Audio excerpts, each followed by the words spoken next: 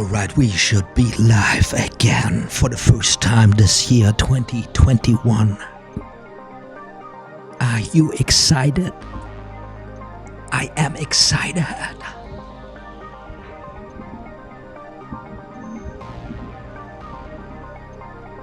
Today, it's going to be Erdnase, expert at the card table. It's a hot one coming at you guys. Exciting. Are you ready? I guess I'm ready too. Just a few seconds and then we get going. We get it started here.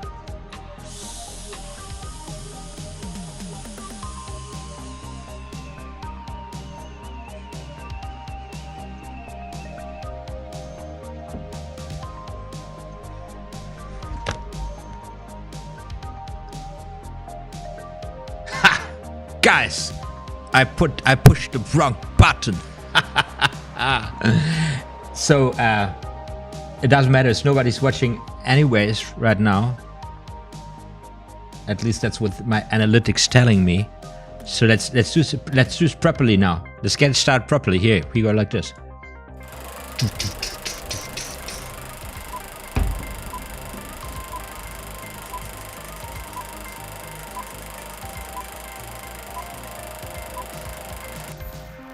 OTHMARiUS Magic. Like and subscribe.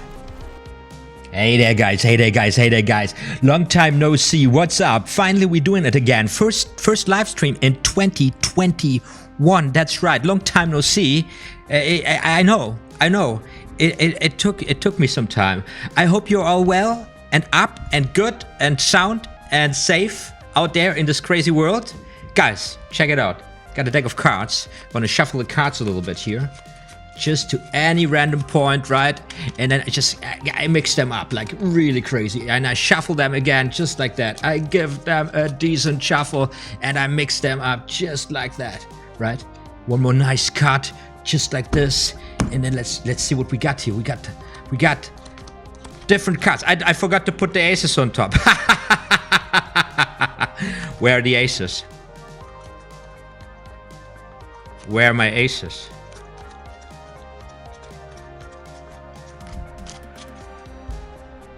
Started this.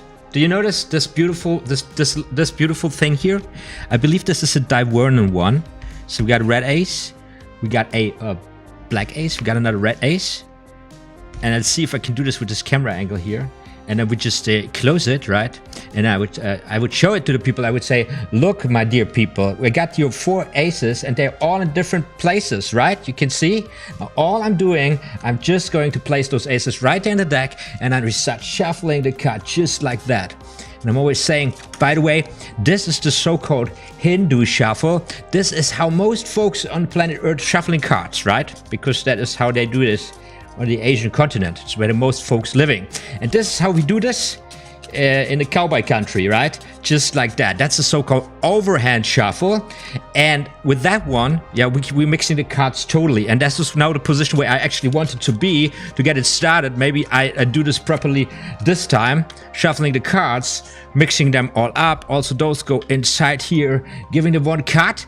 And let's see how good I was this time. And I got it. I got my 4 aces. Are you kidding me? That's right. That's right.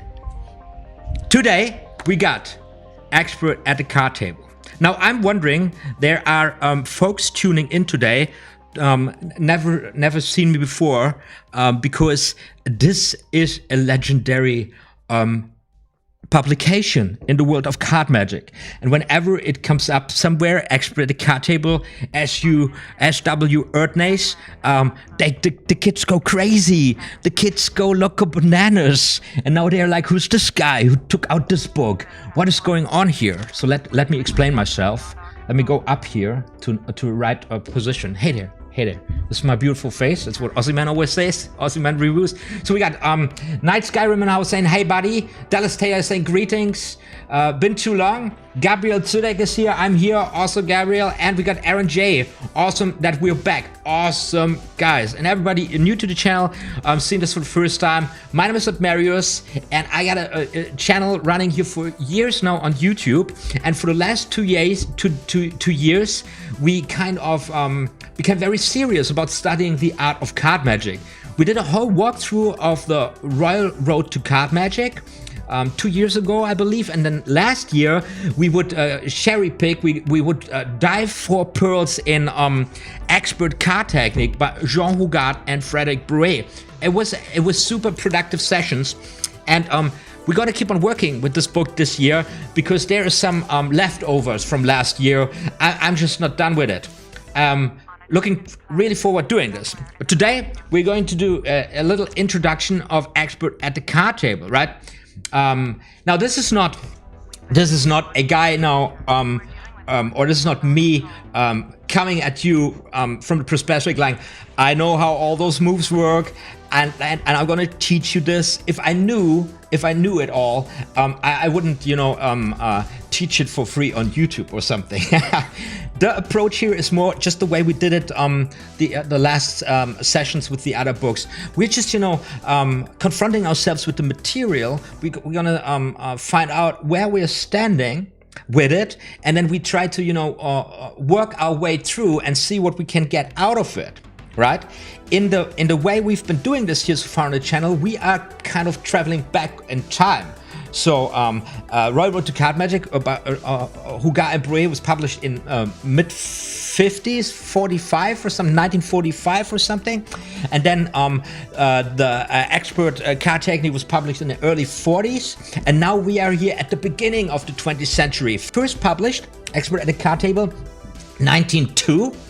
And then it went to another publisher and was republished in 1904. And I believe then in this publication it became extremely popular.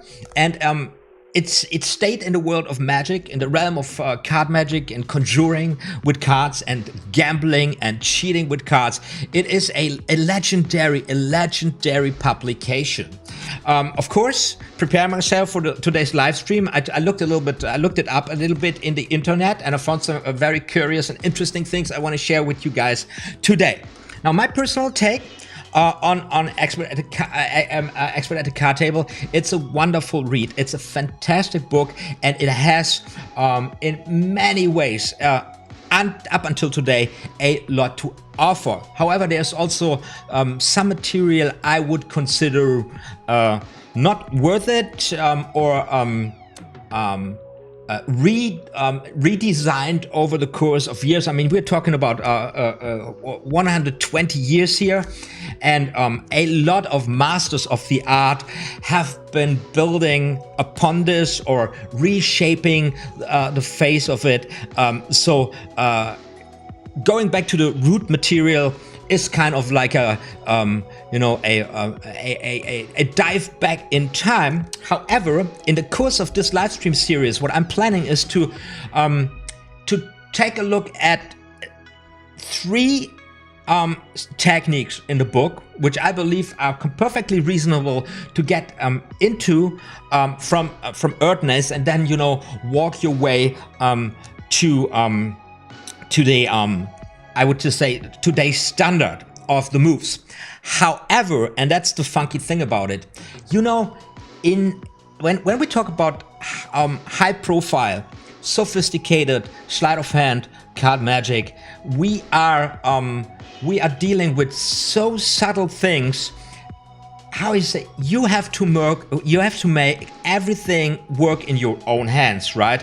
And the sleights you decide to attempt to master, they will evolve over time. I'm always saying this. So whenever you start something at a certain point and you walk through it and you work with it over the course of years, probably, it will change in your hands. And it is kind of a never-ending story. In this book, kind of in this sense, is just so valuable, and I believe up until today in the community of card conjurers, because it kind of stands for this whole process. Every conjurer, every person, every person who decides to, you know, get wacky with cards will experience.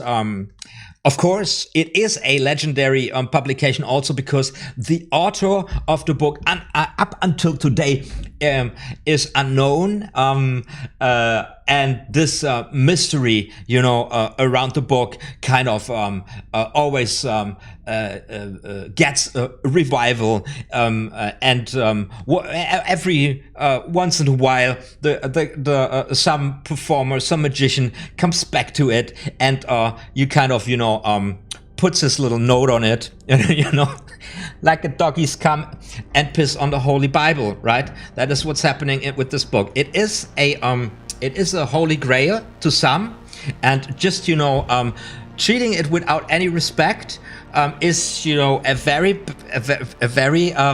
terrible thing. That's why I'm very nervous about this live stream. Actually, today I hope I'm not going to get in trouble because because I just showed it next to my face, you know. But for others, and for those who try to build a legacy for themselves, to build a reputation for themselves, they try to put themselves somewhere in the storyline and the narrative of the whole thing. Of course, most famous character in the house, Dai Vernon, with his revelations. It is a milestone in the history of card magic. I got the sucker here, by the way. Let me show you. Looks like this beautiful thingy. Costs a lot of money. Dai Revelations, and so it is a story in itself. I'm not going to talk about this today, but through the works of Dai Vernon, I would say what's in this book, Erdnase kind of became a monstrous influence in the world of card magic. Although, and here I already start with my heresy. When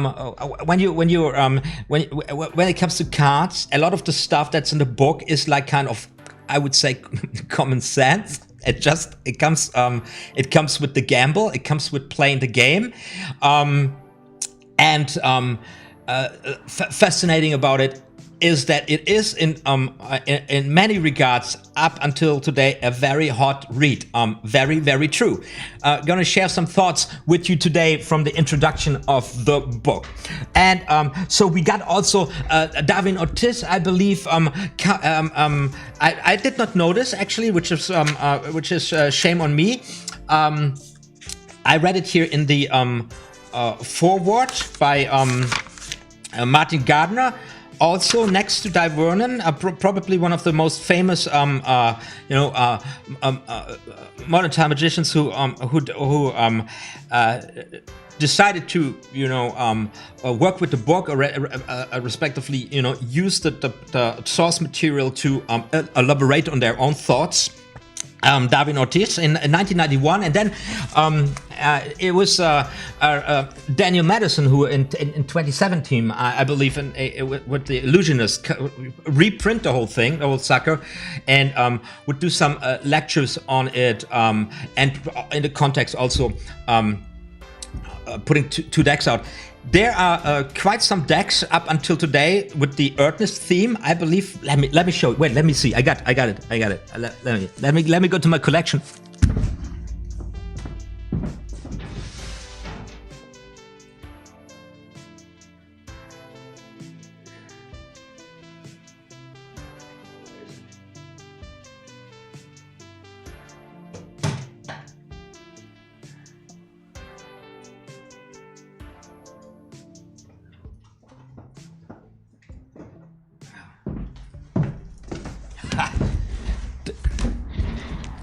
This is live streaming, just like I like it. I love it. Just, walking away, leaving my audience for good. By the way, you will find the guys who follow me, you guys who follow me along here for a while now on the channel. Let's go to another camera here to see the chat going on. I'm coming to you in a moment with the chat.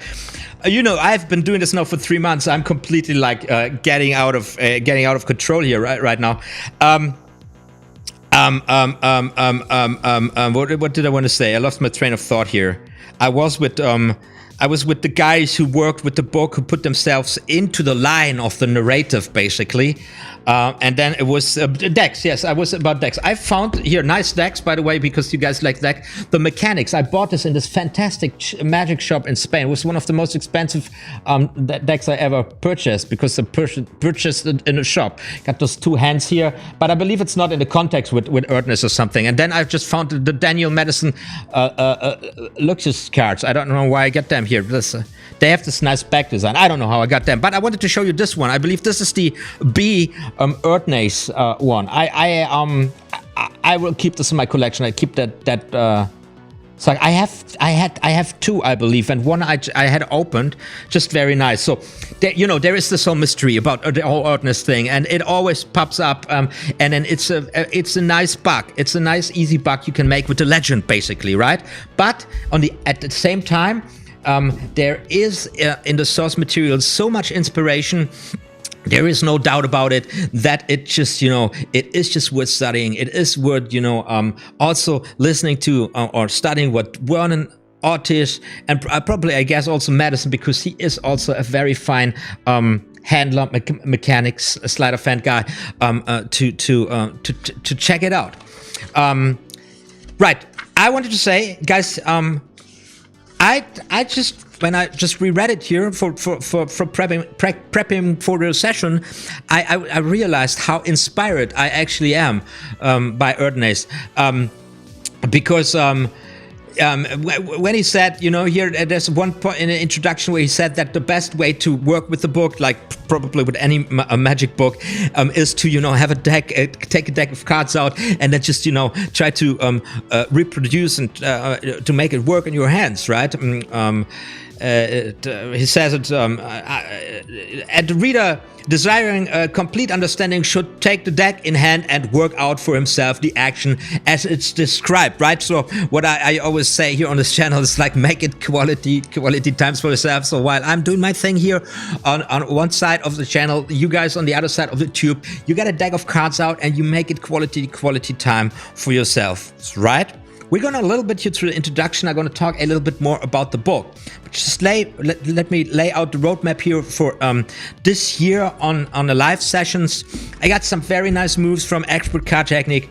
I want to practice, keep on practicing. Maybe I shoot some kind of tutorials or lecture videos on those moves. But with the live streams here on Erdnase, I want to take a look at the bottom deal. I want to take a look at the second deal, and I want to take a look at the diagonal palm shift, but not from a you know, point of view from saying I know how to do it. Let me show you how you best do it. That is not the approach. That is not the idea of the whole series of the whole build of my channel, where I'm basically reflect on my own learning process. Of course, like kind of a little time delay. In order to be able to communicate what has been happening in my hands, what has been happening in my mind throughout my studies of the art form. But nonetheless, technique like bottom dealing, technique like second dealing, or the diagonal palm shift, which you can use for several different things, nasty, dirty things.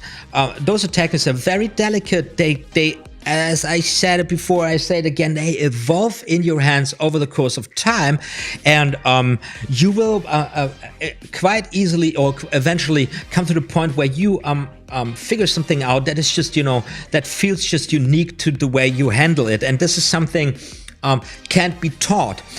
There's just like when you go into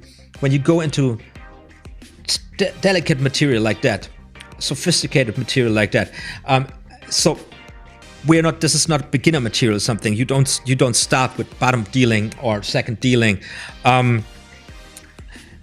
You will realize that what the masters have been sharing, those are just like the core principles that are just kind of true in every hand, but on all hands. But every set of hands is then at the end of the day, at the end of the bargain, a unique experience. And this translation is something You just have to make you just you know, you just have to figure out yourself. So in that behalf, this is on eye level here. This is studying the art form with the masters here, getting from the source material. With the source material, of course, Erdnase. That was kind of the first time, or one of the really early publications of displaying or exposing, or respectively teaching these techniques. It is not all Erdnase material, of course, or let me put it like this: the way the book is put together with those two sections, like one for gambling, for card cheating at the card table, for professional gambling, and the other for the magician, for the conjurer who does the trickery for laymen, shows that at the time being, at the time where this was printed, the art form, those art forms were kind of intertwined, but also already kind of separated. And I thought this is very interesting here to state at the very beginning of the lecture. In case you want to know more about the publication, I want to share with you some thingies here. What I found, first of all, there is a Wikipedia and article on the book,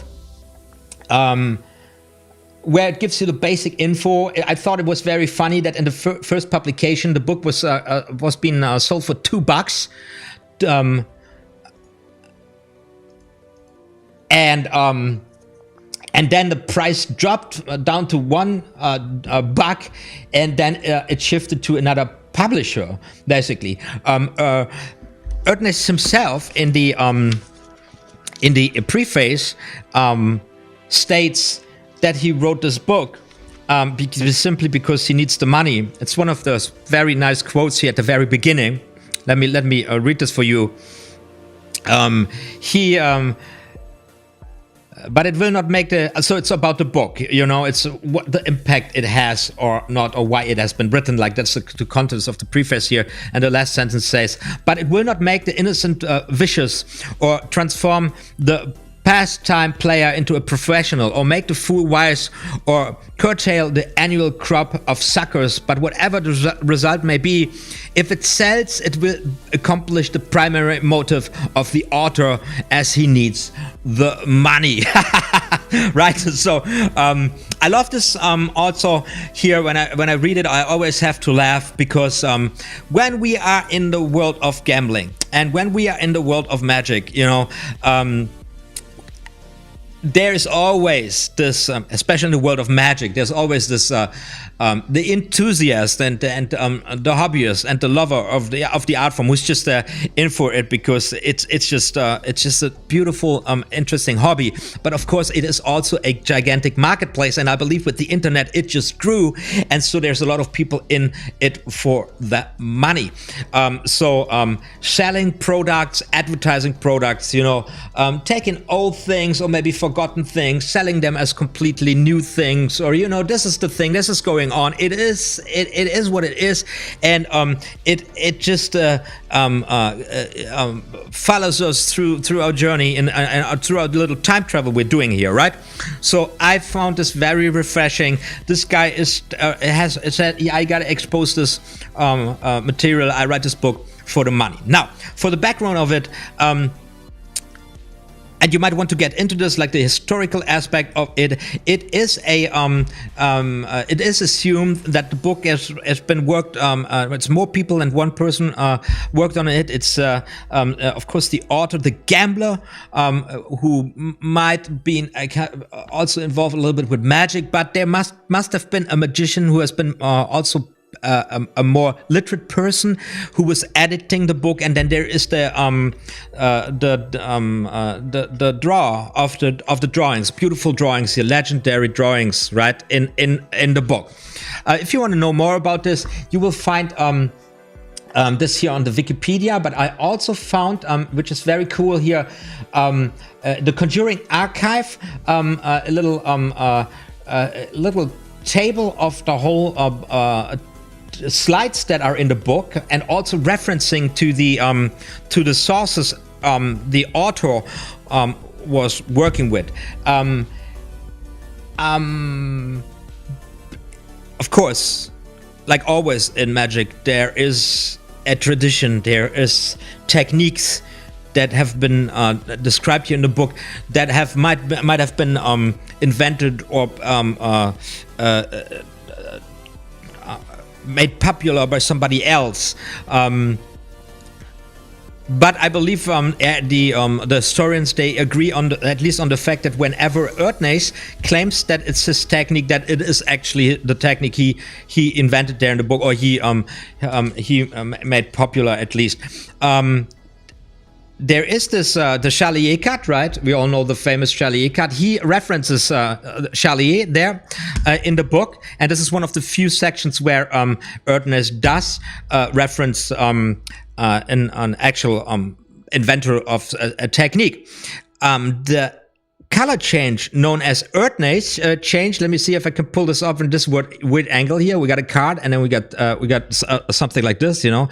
Let me see. Oh, this is a really bad angle, but it's something like this. We got a card, and then we wave the card just like that, and then it changes into another one right there. There's the camera. I'm sorry. So the Erdnase color change, he doesn't call it Erdnase color change, so it just happened through the course of time that it became the name, because that's a publication, at least I guess, that made it popular, right? This specific color change, the Erdnase color change. Anyways, if you want to take this a look at this, if you don't know this source, is the Conjuring archive. It is a work by Dennis Baer. It is a fabulous, outstanding German CArD guy, and they write here in the FAQs of the book that he took the work upon himself, inspired by Stefan Minch and Max Maven, and it was kind of pushed into doing this by Roberto Giobbi. So you know, the amazing works here, and you will also find here a table of a lot of techniques where you can kind of trace them back to their first appearance in time, for all the historians or complete nerds out there who really want to know when a sleight for the first time appeared somewhere in literature, right? It's always kind of a theme in magic. I don't worry about the whole topic so much because it is pretty much well documented so far these days, and we got these amazing sources to always, you know, get an orientation if we need to, right? Just that you know, there's a lot of, you know, even at the beginning of the book, there's a lot of, you know, mystery going on, but also a lot to learn. It is what it is. It is the expert at the card table. It is a bombastic. It is a legendary publication. So now, guys, I have not been looking at the chat whatsoever. Let's see what you guys coming up with. So, where is this? Where is the stream? Where's the stream? Where's the chat?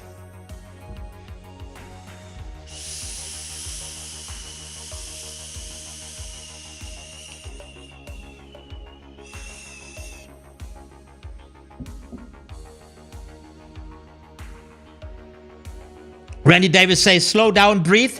Yeah. I'm a fast speaker, man. I'm excited.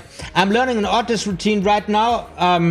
Jumping Gemini says, "Avertus." That's great. I hope you all find the Shiro Witt von Witt. Professor O is jacked up for this one. I'm jacked up. I'm super pumped. I'm super hyped. Josh says, many of the moves in the book are advanced, difficult. The hardest part for me is making sense of it all. My ADD makes it super difficult to understand the way it was written. Now, listen up, man. This is really, here you live in a time, we live in a time where we are freaking privileged, and this is actually Jeff McBride said this on one of his sleight of hand DVDs, that the privilege to be able to see a specific technique performed, and then usually also by the if you're in a context of a lecture or something, by the performer being put into the context why it's performed in this specific way, what's the performance situation, and so on and so on. There was a time when magicians didn't have this privilege, so a lot of autodidacts, they just had what they had, and then they just had to figure it out in their hands, right? And today you can basically look at any, if you want to see how a perfect double lift, or let's say second deal is performed, you just watch Taylor, watch Ricky Jay, watch all these amazing performers out there, and then you basically can see how it's done, how it's performed, and how it's supposed to look like, which helps a lot cracking the code here. Now you need to know this really old literature also, it still stood the test of time, but you are not alone. It is really not easy. It is really not easy to just alone from the text to get to a fulfilling and satisfying result. I mean, if it was easy, everybody would do it, right? Yes, and for example, if you look at the Revelations by Dai Vernon, where then you have a master magician, a magician from a performance point of view, kind of going into the material and recapping it, rethinking it, and bringing his own touch to it, improvements, questions, and so on, like kind of a glossing, like a pretext to the original text. I mentioned this at the beginning of the stream, and this is what happens when you're working sleight of hand all the time. So you don't you freak out about this. And by the way, if you're new to the channel, I've got on my channel, we got I'm so sorry guys, what am I doing here? Gotta turn this off, camera's off. Where is this? Here I got on my channel 2 tutorial series. We got here the whole this is a whole road to card magic. We walked through it chapter by chapter, and this is basically kind of me commenting on the thing, checking out how I'm shuffling, what I'm doing, sharing my thoughts with it, kind of the modern version of such a commentary to a classic and standard book to work with. And also there are quite some sessions on ExPERT card technique, just like a session like today. However, today is an introduction. It's the first stream, so I'm not so much with the cards today, but rather with the shitty chat with you guys, right?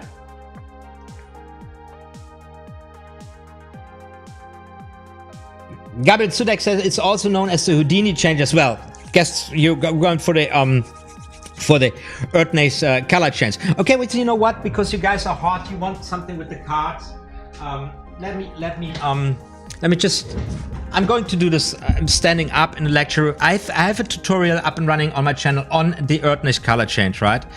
And for me, the Erdnase color change is a beautiful change, which is one of those color changes you should go for if you just want to pimp up your card magic in combination with a double lift, a double turnover. You can do really two miracles with it. Now there are very, very different levels of being able to perform this. And the first notion is that you want definitely to avoid the pushing back and forth motion, right?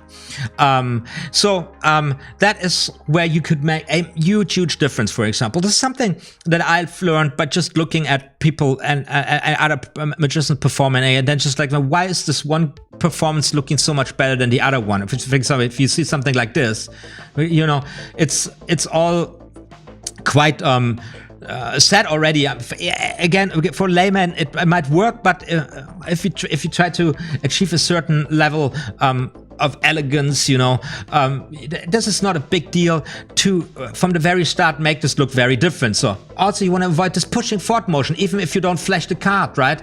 So so just a little tilt here to the top without flashing, of course, makes it look so much better. You see, I'm starting like this.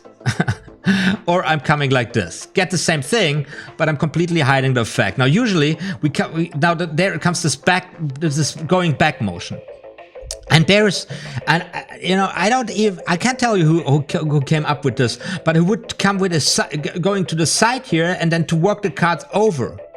And like this notion is already like making such a great difference. Let me take 2 cards here that are not necessarily. Let's work with those 2 cards here. It makes it look so that the color change is more flashy, right? So I take here the Joker now. So now and this is going to be the main point here, to just make this look even more elegant. Just trying to avoid the backing motion and trying to get into something where you don't even have the backing so much. And this is what I came up with. All right. And I will probably even in the first quarter go for a in-depth lecture on the specific details to go there. And you can see I'm flashing here. That is not supposed to be like this, but I can also in this here always have the hands relaxed and almost open, which makes also a huge difference here. Now I come and I go over. I have the hands. I basically show the hands open. In the situation when I just turn over, the card changes and the whole move looks so much better, right? 2 of a Queen of Hearts, a very ambitious card, you know, right? So it is those subtleties, it's those nuances. It's when you already got something that is working and you're already working it. And because you're doing it so often, and then you realize, well, like it can be, or you see somebody doing it differently, and it's like, this looks so much better. What is the difference? And then, and in general, it is just understanding what the magic is, what the magic is supposed to be with this one, with this specific one. Now, here's the very interesting thing about Erdnase. Why this book is fabulous. It is written by a gambler. At least historians agree on this one.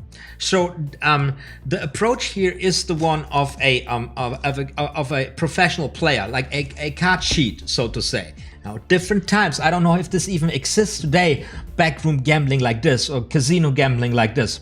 But this comes from a tradition where those techniques used to get more, you know, to play more chances, to play on a higher chance to win at the table. You wouldn't want anybody to know what you are able to do with cards, and you wouldn't want anybody to know who you really are when you enter a new saloon or when you walk into a new city. I mean, it's a time when privacy was a very different thing from what it is today, you know. This is a comes from a time of a very early con where identity theft was where you could just, you know, walk in and make up being somebody else, you know, like where you still could rob a bank, basically. Very different times. So the knowledge which is in this book here is for the longest time, and I would say since I'm guessing, and probably there are books about it out there because it's a very beautiful story to tell. But since people are playing games, people are trying to cheat at games. It's just in the nature of mankind. And this is also what Erdnase is referring here to in the introduction of the book, which is just spot on, which is just right there, where he says he's here, man cannot change his temperament and few care to control it, right? And he's talking here also in the context of the difference of being in it for the pleasure and being in it for the greed. Now, the professional is in it for the pleasure. The the hazard, as Erdnase writes it, itself is a element of lust that motivates the professional to become good at playing the game, compared to what do you say? How do you call this? A layperson or just somebody who's in there for greed, right? And there is a huge difference between people who are living in a mindset where they just bet on luck, and who are people who are hacking the system or changing the system. Basically, a gambler today, maybe you can reflect on as a hacker, or so the challenge, the game Erdnase refers here to, that is the competition between the people who are in it professionally. So you are not in a system, or you are not in a realm where you just have people at a card table who are just gambling and betting on luck, where you have people who are trying to cheat the game, and the one who's the best player in that sense walks away with the money. And there is like kind of a official or a formal level to it, and an informal level to it, and both level have different rules, and both level have there's a negotiation between what is legitimate and not. And of course, cheating is never legitimate, but as long as it's part of the game, everybody knows it's part of the game. Let me say that's the one basic rule of it. Everybody knows, everybody's doing it, but don't get busted, because if you get busted, you end up with a bullet in your ass in a trash can. It's very simple, right? Now, Erdnase reflects on this very, very clearly, and the very difference, the huge difference between the approach here, just taking the cards and working the material, to the conjurer or the magician, is the one that in the realm of the gambling, of professional card working, the illusion you create must be indespicable. It must be perfect. It must copy the natural, the innocent, natural innocence, 100%. And as soon as just a single doubt arises, your chances of succeeding decrease rapidly, and the chances of getting into a dangerous situation increase rapidly. That is where you're at, and that's also why Erdnase states in the introduction of the book that it's not so much that there is, it's not how good you're at it. It is how much nerves you have to be good at it. Like in my words, I'm not a native English speaker, and this is English from 1902, right? But that is pretty much the point. And this is a similarity in magic. As you know, there's this thing called Magician's Guild. Especially beginners have to deal with it. Like that, did you realize at a certain point, I'm completely fucking with people here, basically, and you might be and you might be guilty about this, or on a very straightforward level, you're just afraid you need to get caught with the cheat, and then and then you think about it very selfishly, being embarrassed about it, right? But why are you being embarrassed about it? Because there's a code in our culture that being cheating on people is something boo-boo, right? Little do you know, there are people out there that don't have that notion in their mind, in their soul. They don't feel that thing, guilt. They don't feel it. They don't know what it is. And they don't need necessarily be psychopaths. That's something else. That's people that cannot understand and experience empathy. That's something else. You can be very empathic with your victim, but you're not guilty that you fucked them over, because what can you do about them being just fucking stupid, right?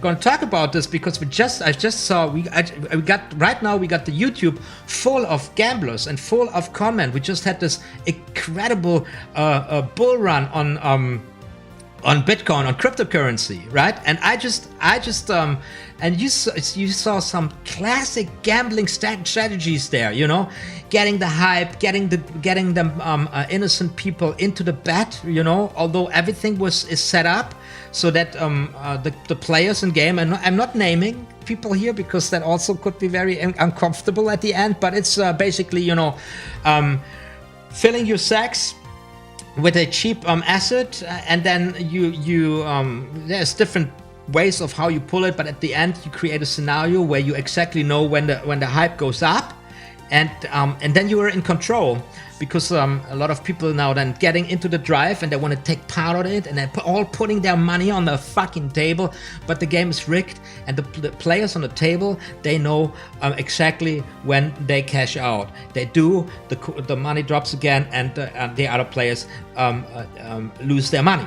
That is classical. That's just how it's done. This is classical. There's nothing new about it. And Erdnase actually speaks about this, and I'm going to read about it. I just thought it was so funny to see the pump and dump theme right here in the introduction when I was just experienced on you. I was watching this actually eating popcorn, and I was just like, I was so tempted to just go in there and gamble a little bit. Never gamble for money. That's what you can learn from this book here. And also, if you are somewhere tempted to go into this direction, that is the hottest tip ever put on in words here in that world, in that behalf. Do not think just because you know the game, or if you're a cheat yourself, or at least you think you are, that you cannot be fooled yourself. That is a super tip here. Where was it? Where did I find it? Where did I find it? It's a little further here. I love it.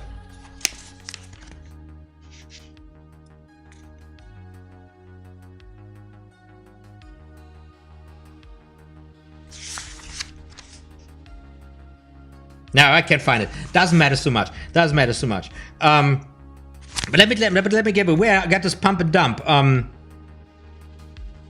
So, it is here in the introduction. Let's get started here. The passion for play is probably as old and will be as enduring as the race of man. Just that's the first sentence in a book. Just get that in there. The passion for play is probably as old and will be as enduring as the race of man. And this is just spot on right there. There is in our nature and in the nature of many other species this drive for play, and there probably is also really good scientific explanations why that is so. We learn through play, evolution works through play, people we can change things through play, we can imagine the future through play. Play is it's a huge part of our nature, right? So it is always there, and it brings out the best and the good and the best and the worst in us. And the play itself is the pleasure in life greater than winning. That is in making the hazard. So the winning, for everybody who's really into gambling, or everybody who's got a sense for it, winning is great. As painful as losing is, as pleasurable winning is. But everybody who's just, you know, has a little bit of life experience knows that is just like it is not lasting. It is not lasting. But a hazard of the game, that is something that just can really gets you hooked, and that can really draws you into really studying the game, really experiencing the game, and really, you know, cracking the code of it. It is true at the card table. It is true at the stock market. It is true at a Counter-Strike or Minecraft, right? So that's where the guy. This is where the man just enters very straightforward, bangity bang. So. Now, however, the various of luck or chance, listen to that one. I just read in a sense here, I can, however, the vagaries of luck or chance have impressed the professional card player with a certain knowledge that is more respected brother of the... card player. I'm sorry, I'm reading this very wrongly here.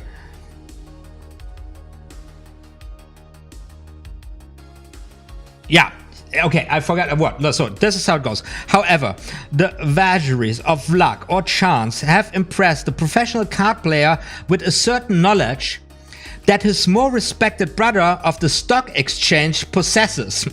Manipulation is more profitable than speculation.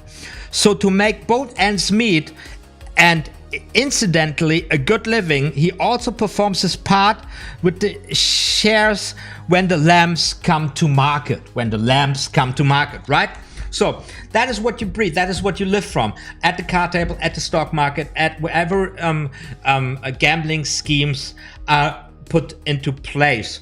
And you have those different levels. You have those formal level where it all appears to be a game with a certain set of rule, and you have the informal level where you have where the actual gameplay plays. And if you don't know, if you cannot, this is one board, if you cannot decipher one of another, if you don't know where it is, because they are also, it gets really deep very easily. You know, there are also, you know, traps in it. But if you cannot map out anything, you know, you're one of the lambs, okay? You just get the fuck out of there immediately, right?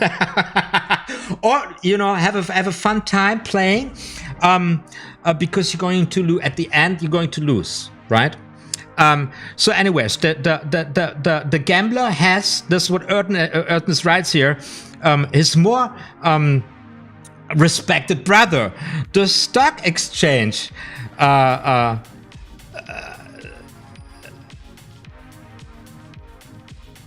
Yeah, the stock exchange. I thought it was really funny, and that was when I just read. I preferred it. This was just when this pump and dump themes were going on. I was like, amazing. It's just like the same thing 103 years ago. But why wouldn't it be? You know, it's just, why wouldn't it be, right?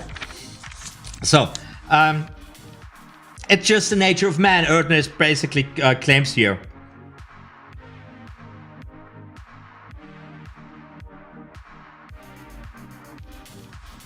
So, and now let's go and let's bring this back to the whole thing on magic here, because this is like maybe the most important aspect here.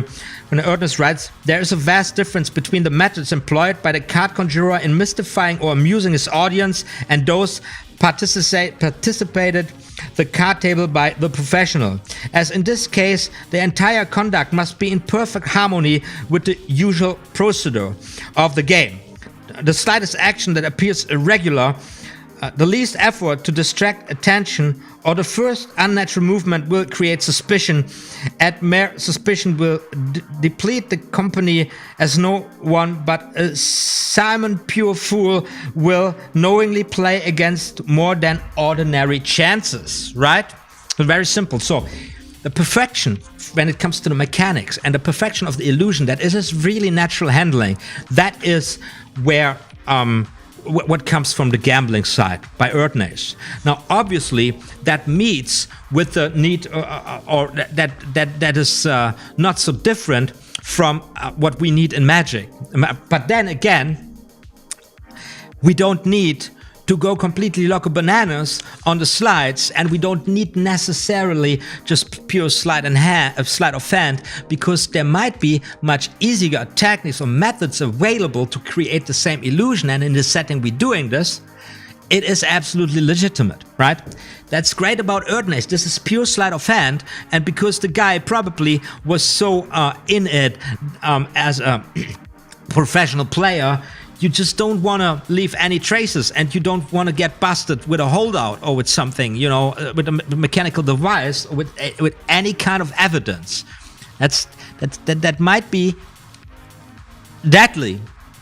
By the way, I believe it's the person who's supposed to be the author.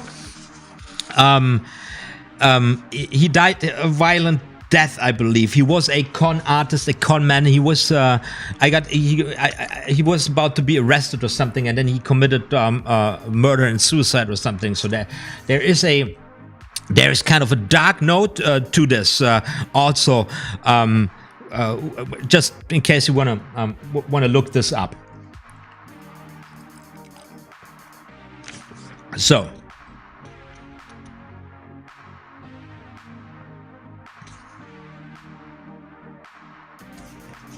now we have the books in two.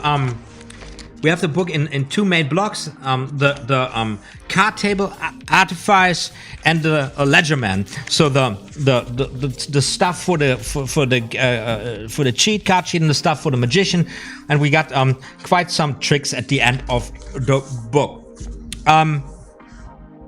In this series, we will not walk through it chapter by chapter, but I will pick out from the most I guess the most exciting techniques, and that is bottom dealing, second dealing, and diagonal palm shift. Those are techniques that, if you master them, if they will elaborate your card, they will set you up to a next level. That is something else that you do. However, the techniques by ExPERT CArD table here by Erdnase are in question. And we will talk about it when we come to it. And I'm looking forward to also reevaluate my stand on the material in the book, because I believe that basically Erdnase explanation is the perfect pole position, the starting position for any novice to get into these techniques. And the practice that is required to work the magic with these techniques will automatically get you to the real subtle stuff. Of course, there are great masters of the art who already have published their works on those specific techniques, and if you have the money at hand, you should do that. You should look at what Vernon has to say about it, at what Marlowe has to say about it, Ricky J has to say about it, Turner has to say about it, and many others. And eventually, you will find that they are all talking about the same thing, and the subtleties are so freaking subtle that you don't have a freaking you don't even know what you're talking about, except you've been trying to work this out for yourself. Which the easiest and best way to start is Erdnase. That's my opinion, and I will try to make a stand for it when we do the sessions on the specific techniques. It's going to be freaking exciting.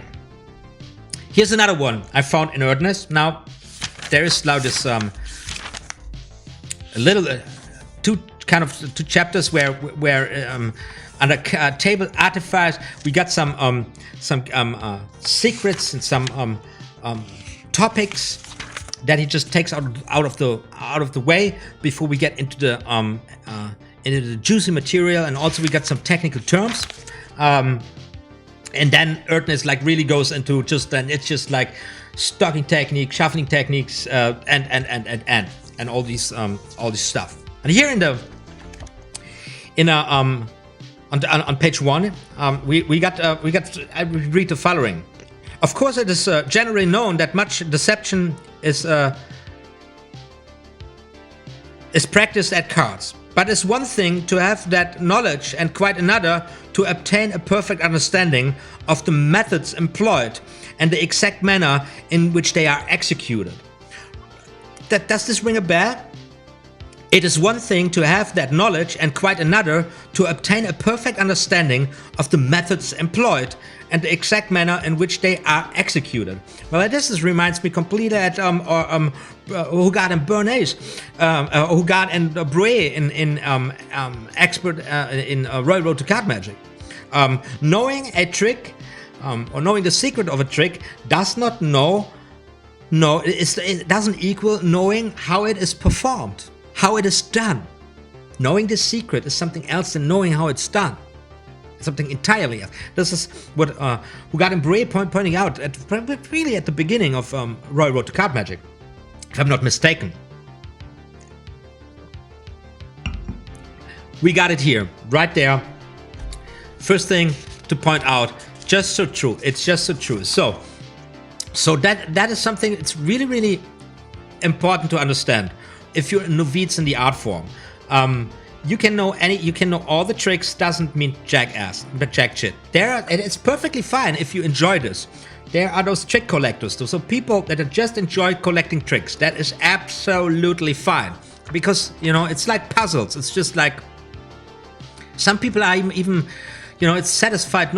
They don't even want to go through the effort, and then they just look at it. I mean, how else do you explain the success Chris Ramsey got with his puzzles, right? Or is it just toddlers watching? No, I don't think so. It's very satisfying for people to see somebody go through this and riddle it, and this, although a lot of those puzzles for me, I'm not a puzzle guy, right? But if you want to achieve the skill, actually, if you want to learn how to do this, actually, you were talking something very different, right? We're talking something very different. And by the way, the magic market lives to a huge degree from those trick collectors, and that's why they're so pissy when about tricks being revealed on YouTube, right? Because that ruins the business.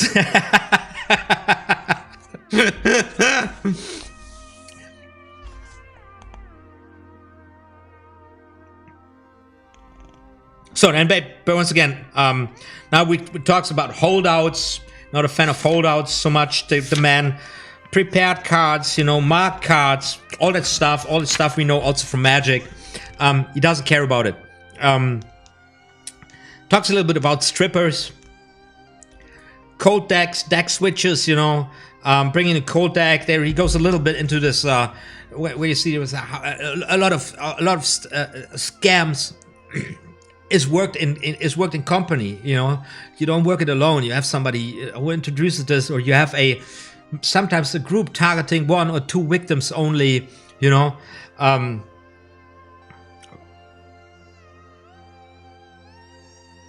Yeah. Really, I just got to remember. I just saw these crypto gurus who just pumped and dumped so bad that just like people were just kind of starting to realizing it. Victims starting to realizing this, dude, man. And it's another strategy, by the way. How do you say this in English? Dictator.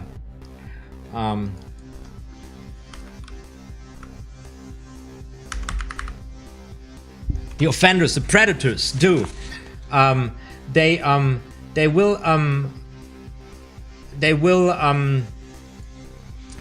They will put themselves in the position of the victim as well. That is one strategy. So you get those scammers that then would bring out videos and they say, that's how I lost $150,000. I've been wrecked in this thing too. And then they would and then you can see how clever they are, how well they designed, how well they manipulate the perception of their victims, because they then now sit all of a sudden they sit in a car and they look really bad, and they with a shaky camera, and it's, oh, I lost so much money, Oh no, fuck you guys, just pumped and dumped. You made a lot of money, you didn't lose any, and then of course you get back up, and then your buddies, you go like, oh man, he lost so much money, that was so bad, what happened to him, and of course you don't want to, and it's just how you bring it, how you smuggle in a stranger cards or a deck, that's just how they did it. That's how he put it there. Cold decks come in and out, but as it seems, Erdnase was such a solo player, and he was really a wild card. He would and maybe he could, just because he could. His technique was so defined, and his skills of pretending to be just an ordinary douche were so great that he would rely completely on sleight of hand, and would make good gains just with that. By the way, professional gambling and cheating, it means you got to do this 24/7. It's not people totally think it's you know, cheats are just they're not working and stuff. Yeah, this is a lot of work. You got to be very focused on what you do, and you got balls of steel. Otherwise, once you get into big troubles. So we got this confederacy. Confederacy talks about this a little bit. So these are all techniques of, you know, there's no detail in it, you know. And then we go to the methods of shuffling. He talks a little bit about the methods of shuffling, and here comes this where I want to. The first thing I want to mention is about this is the way I set up my marching route. Actually, let me see where we at.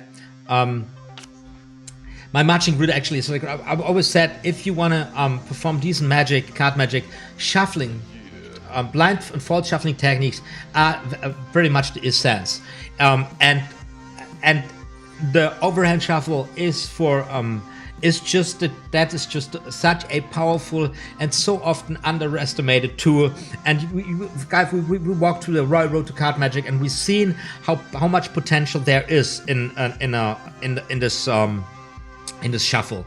And combined with the Hindu shuffle, you already can do a lot of powerful things, really powerful things. So there is no need to go into any other hustle.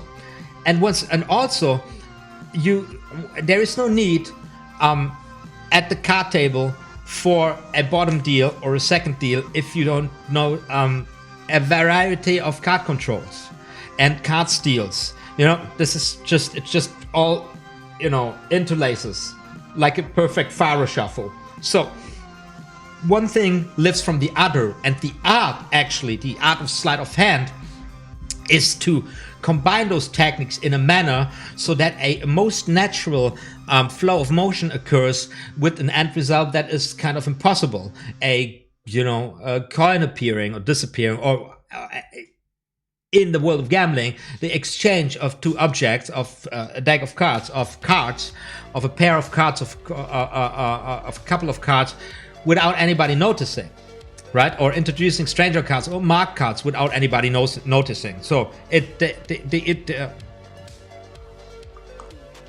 Magic, we create the illusion for the illusion to be seen. Right? In gambling, we create the illusion. The scam is the illusion that never comes to realization, and that's the perfect scam if your victim doesn't even realize that it's completely been fucked in the ass. Right?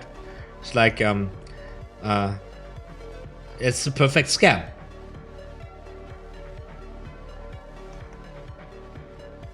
Right. Possibilities of the blind. That's where I found this. I talked about this. The player who believes he cannot be deceived is in great danger. The knowledge that no one is safe is the best protection. Okay, you gotta know, no one is safe. That's the best protection, right? So if you're sitting, whenever you're sitting your ass and you think you're safe because you're the coolest and the toughest, and that you're just another idiot, because you will never know. You never know.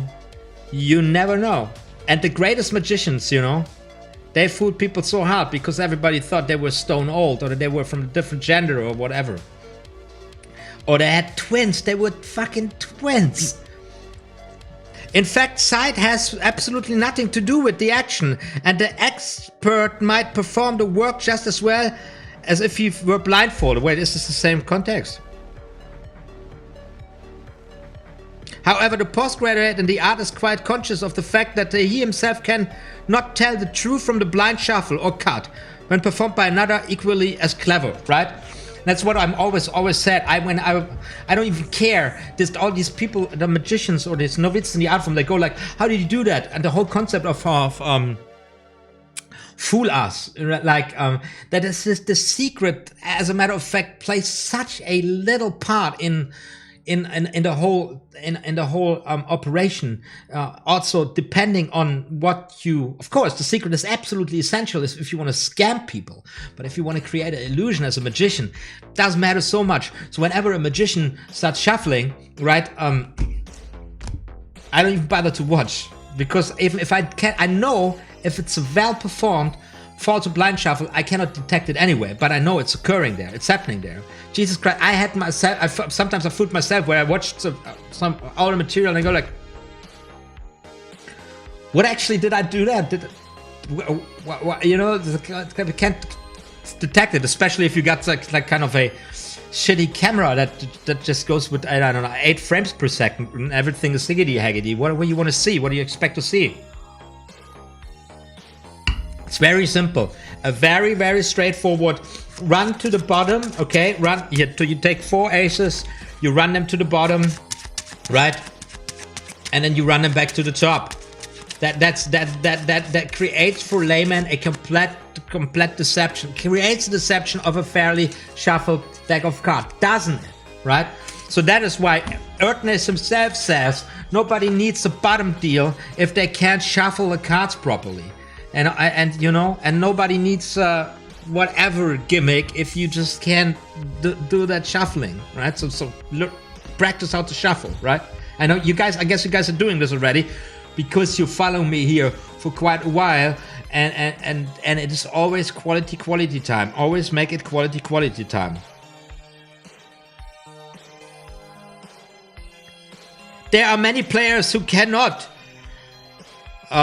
make an ordinary shuffle or riffle without bending, breaking, exposing, or in some way ruining half of the cards. And such bunglers must learn to handle a deck gracefully before attempting a flight to the higher branches of card manipulation. That is true.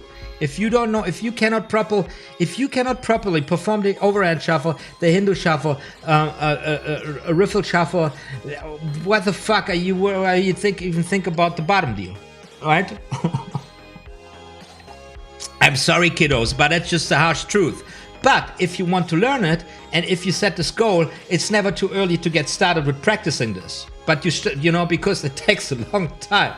It takes a long freaking time. But you should prioritize the just the thing I use so often. It's just like when I just shuffle the cards and I go to people, you can stop me anytime, wherever you want. It doesn't matter. And the people say stop right there, wonderful. And I mix them up, and then I got my aces where I want to have them, right? Just like that. Badass. Just right there. Just the overhand shuffle. It's all I need. I just shuffle the cards. Just fan them once. Shuffle the cards, just like that, right? Nice overhand card. Fan them once, just like that. Mixed deck of cards. You're done. Just cut them one on to the table. There you go. Fair table cut, and then you're done. And laymen are going to. Okay, what are you gonna do? And then you just go for the what was it called? Poker players picnic, right? Simplest trick in the world. Just do it like this. Have them cut the cards, just smack them, and it's going to be blast. It's going to be super exciting. I know you want more, but I'm just not thinking about this from this performer's perspective, magician's perspective. Make it easy on yourselves. Prioritize the right things, and then grow from there. And then you will have a body to work with. It makes a huge difference.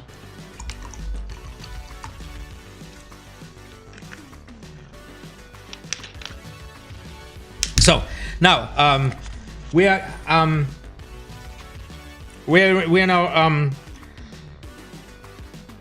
we got this here. This is what I'm always saying. Always before you learn blind shuffles, always learn the real deal first. Always the real deal. Always the real deal. Then you practice the manipulation, the false one, right? And I've got this tutorial. It's one of the earliest tutorials I ever did. It still stands out. It's still absolutely the way you got to run it with it. Now I got to turn the camera on, and the camera is a little bit far away. It's those little nuances, guys. Like shuffling a bunch of cards would look something like this, right? And just look at the thumb here, where I'm with my thumb. And now I'm going to run the cards, right? Look where the thumb is now. It's not on the edges of the top, man. It's here on the card. That's all I'm changing in order to change between running and shuffling multiple cards. Now there is a matter of pressure balance between the thumb and the second finger, yeah, which will come with time. But once you get this separation between shuffling and multiple cards and single cards under control, the overhand shuffle will turn into a weapon of mass destruction, right?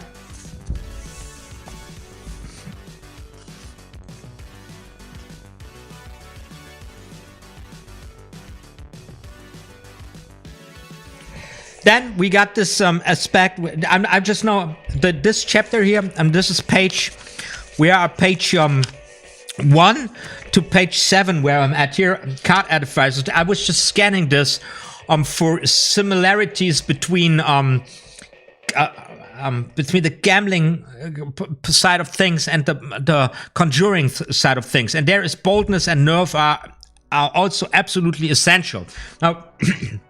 This is just here Erdnase focusing on the gambling side, but I was scanning it for the similarities, right? So boldness, I mean that this just makes immediately this is common sense, right?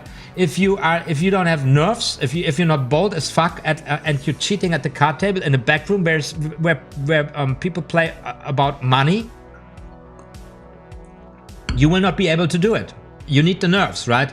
Also with magic, you don't have anything to lose, however. That's the one most beautiful thing. It's very, this magician who passed last year, British magician who had this television show. Oh, my names are so bad. Anyways, who shared the story on his YouTube channel. He had a YouTube channel and he did a couple of videos where he was sitting on his couch and sharing a little bit. Where he shared this insight. He said when he once had this terrible situation of stage fright. He was terrified, and it was a terrible situation. And he went from stage, and after that he said to himself, "I will never experience this ever again in my life. I will not do this again to myself." And then he kind of came to agreement with himself that it's not a big deal if he messes it up on stage, because what is going to happen? I mean, it's not, when a high-profile politician, when a president fucks it up, people are going to die. But when a magician fucks it up, people are just going to, nobody's going to die. It's not real consequences. Just being just a little bit of cringe and embarrassment, right? So. That was his tip for tackling, for fighting stage fright.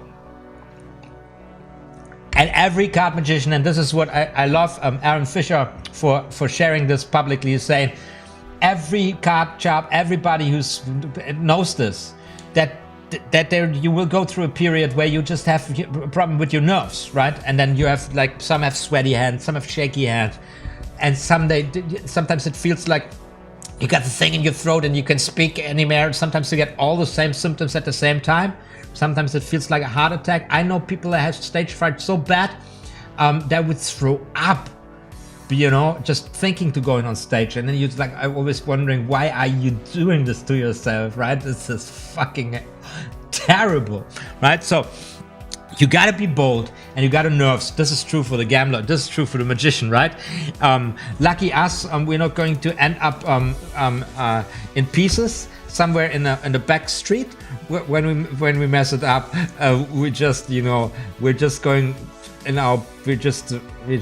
to watch a Disney Pixar movie and we're going to cry all night, right?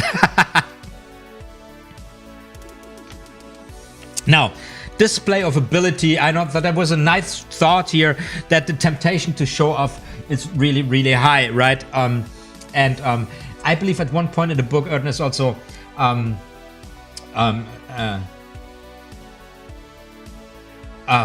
Erdnase also kind of says that it was kind of a pleasure and a relief to write this book in that behalf.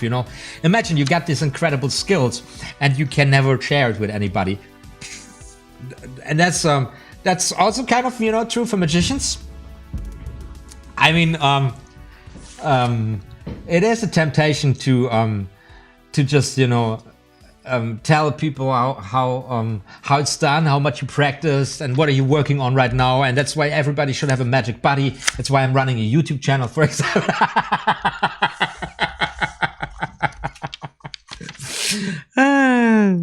That's so stupid.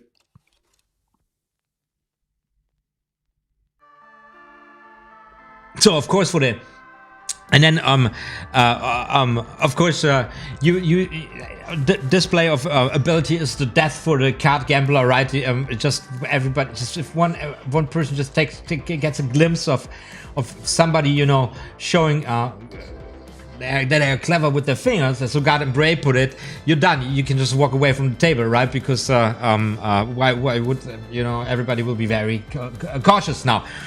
And in Magic, it's also again a different situation. But we remember in Roy Road to Card Magic, who Guy and Bray is saying, you know, this, don't be clever with your hands. It just takes away from the effect. It takes away from the effect, right? So don't show off too much, right?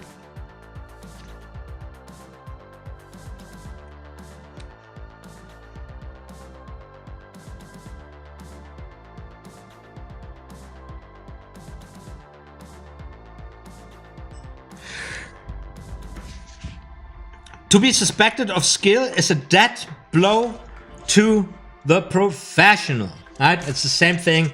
To be suspected of skill is a death blow for professional. For magicians, it just might take away a little bit from the magic. Although we all know there's this gambling theme, and by the way, the whole gambling theme in Magic arises from this very book also. This whole mythology and the legend about the card gambler and the card cheat and so on. And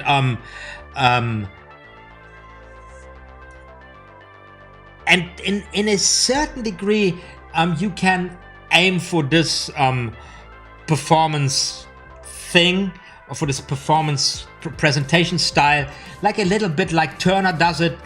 Turner does it very straightforward. He's this gambling guy on the table, and then also he plays his blind side, plays a role like this, which elaborates this thing that what I'm doing here is extremely difficult, and I even managed to doing it blind, and I'm able to deal those cards, control those cards, to steal those cards. And then there's even a part in his act where he displays where the double, the second deal, and he goes like, look at it, I'm just stealing the card from the second position, and you still can see it, and the whole thing comes from the sensation. It's like a stunt. It's like an artistry thing, and that same kind of drive, or it's very similar. It's Madison kind of claiming that the exposure of sleight of hand is an aesthetic and pleasing thing. Showing how it's done, and it is an art in itself, to elaborate the difficulty of it. And I believe the opinions are very strong about that. I don't care so much because I'm a very rooted, straightforward guy, and usually I'm dealing with people because, you know, I'm an autodidact, where I got problems here. I got a program that's just opening up all the time. I gotta close this. I'm sorry.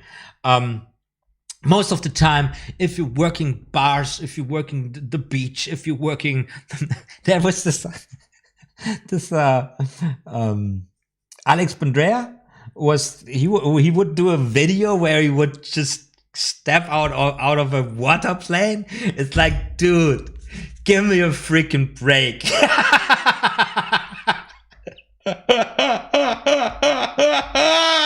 There's David Blaine hanging on his balloons, and there's then Alex Bandrea with this water plane flying, and I don't know, it's like, well, guys, just take a chill pill, right? Take it easy.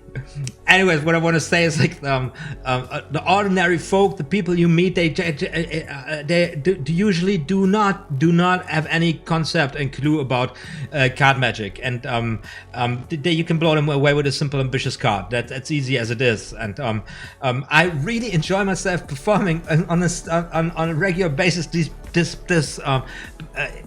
beginner or easy tricks from Royal Road to CArD Magic, right? It's just awesome. Of course, if you're younger and you wanna go there to fool us, or if you wanna become the new legend at the card table, you gotta sit your ass down and you gotta practice all these things to get the perfect double lift, to get the perfect second deal, perfect button deal, and so on and so on. Where we come to the last point here, acquiring the art. I want to go into this other position here to read this out here. Acquiring the art, guys. Look. That is on page 8. To attain the highest degree of excellence at card manipulation, much study and practice are necessary. And I know you all don't want to hear this. I'm saying this all the time. Practice, and practice well, and it will come to you. Now you got it from Erdnase here on page 1. Will you listen to Erdnase? Will you at least listen to the man? To attain the highest degree of excellence at card manipulation, much study and practice are necessary, but proficiency in the art quite sufficient for the purpose of entertainment or amusement may be acquired with very little effort if a thorough understanding is first obtained of the best and simplest methods of accomplishing the sleights. Oh my god. What is he saying here? Yeah, so there is an easier way, and there is an easier option, and everybody who's really serious into getting performing magic, that is just the groundbreaking rule. Make it as simple for yourself and make it as simple for your audience as freaking possible, right? And everything else is for the gambler who if he fucks it up is going to take damage, physical damage, right? Or for the how do you say, for the bohemier, for folks like me, saying like, I don't have any other reason to practice this this sleight of hand, but to feel better about myself, There is a word in German that there's no translation in English here. Right now, I see. What I wanted to use right now, but I can't. So what's going on in the comments? I'm ignoring the comments. I'm not good at it. What do we got here? Yeah, the transparent book. I got the transparent ExPERT at the card table, right?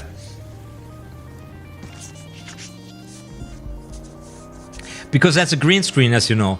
But there's when I go to the other camera, you can see that I got the screen thingy on my wall. I'm actually sitting at in my living room. I'm streaming from my living room basically, and that's some old cinema chairs. I don't even know where I got them from, but I think they look cool with the orange here in the back. Trying to be the best YouTuber I can possibly be, right, for you guys. So.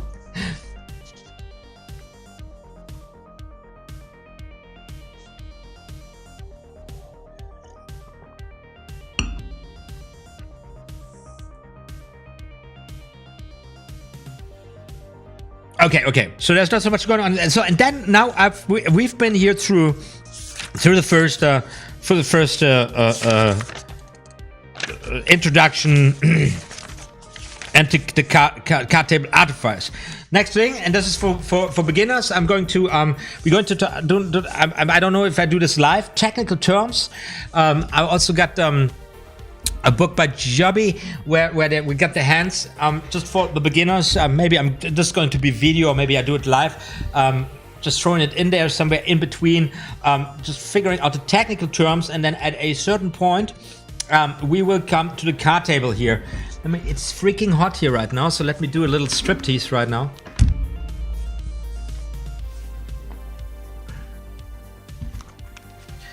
And let me tease you for the next sessions. Let me tease you for the next sessions on the thing here. So, because I'm working right now on a performance where I'm going to use this beautiful move. We got a 6 of spades you will find me doing this. We got this from ExPERT at the CArD, ExPERT CArD technique.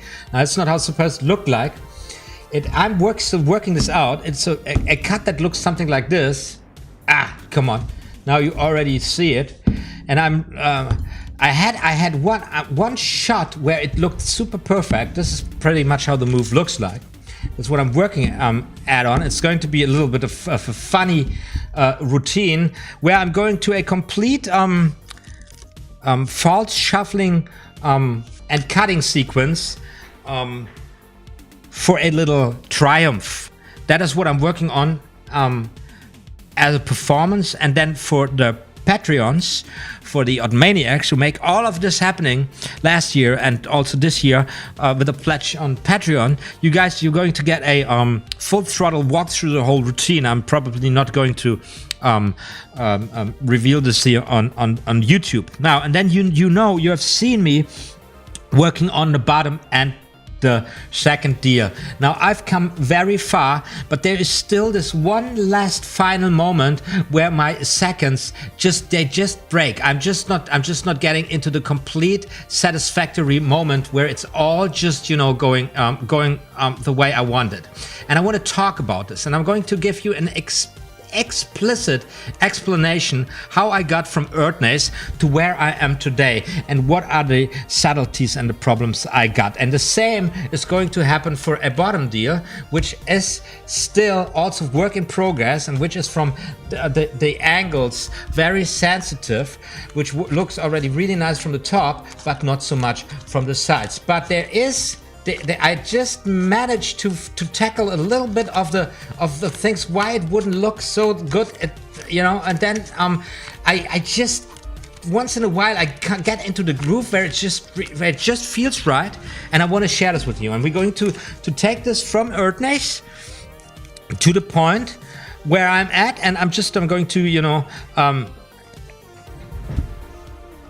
want to talk with you guys about this thing, what it is. And you see there is this moment when the fingers are totally out of sensation, but when there's too much stress and sometimes it's just the slightest notion. And you see I'm having this weird feeling now. See, there was this moment where I feel like I'm getting there. I'm going to talk about this.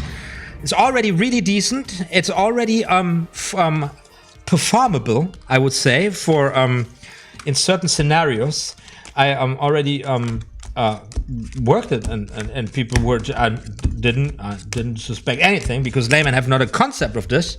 And of course, when I'm in a situation like that, I would never ever have anybody guess that something like this could be going on.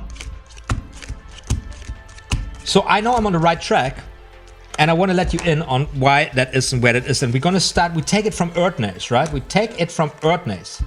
And also I'm going to share with you my my practice hacks. I came up with some practice hacks to get those things where they're at right now.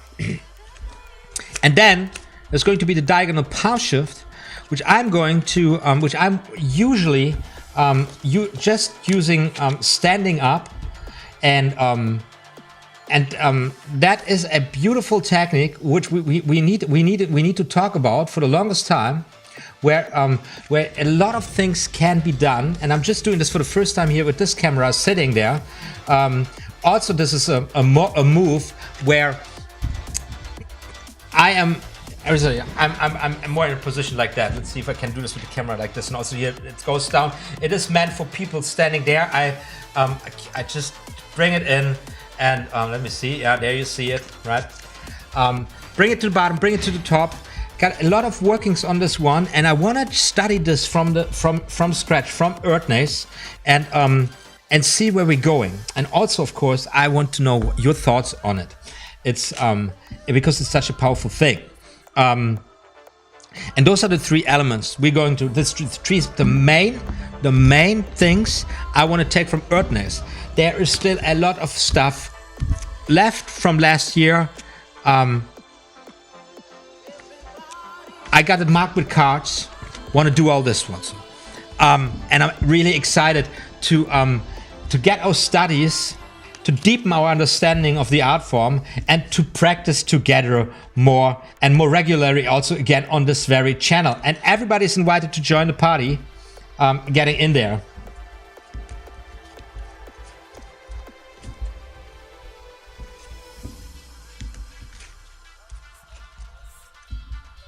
And I got this very low camera angle going on. So let me see if I can get this routine down here, because that is where we come from last year. King of Diamonds, right? Place the King of Diamonds right here in the center of the pack. That's it, what we're gonna do. And then I'm going to shuffle the cards once. I'm going to shuffle the cards twice, and I'm going to shuffle the cards a third time. Where was the King of Diamonds? Already lost it probably, right? And what I always realize is that to get a routine going, and Erdnase also said this, you know, it's not just the technique, it's just not the slides, it's everything that falls together to make it, that makes it you know, satisfying. So many elements that come in there. You have to, the details you have to think about and you have to embed into the whole performance, so that at the end of the day it's just nice and crisp, right? So, and I'm just playing it through here. I probably already lost what I wanted to do, but let's see. I've got the cards all mixed. I got cards face down, face up, right? You know the drill. I got cards face to face, back to back. However, with a little bit of magic, I should find that all the cards come back, except for one card here, pretty much in the center, that's face down. And that is not the King of Diamonds. Let's do it once again.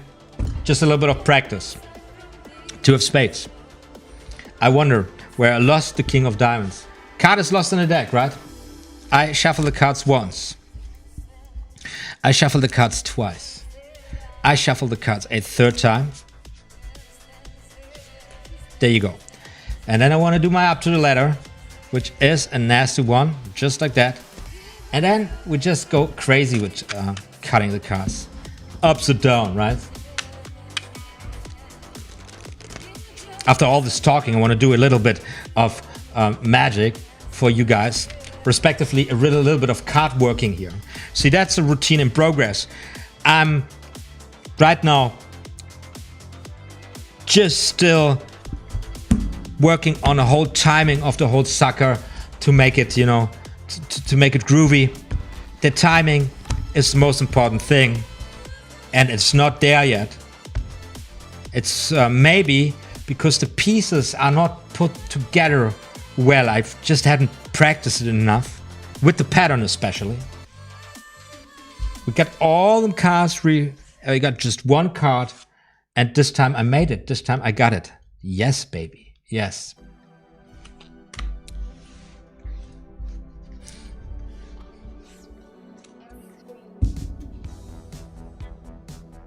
Let's try this one more time.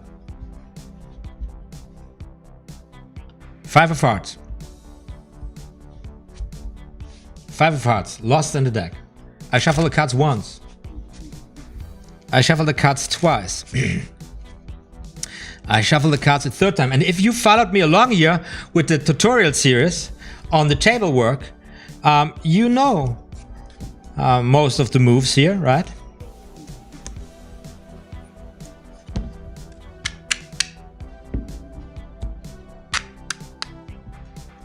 And you know it's a Dai Vernon triumph.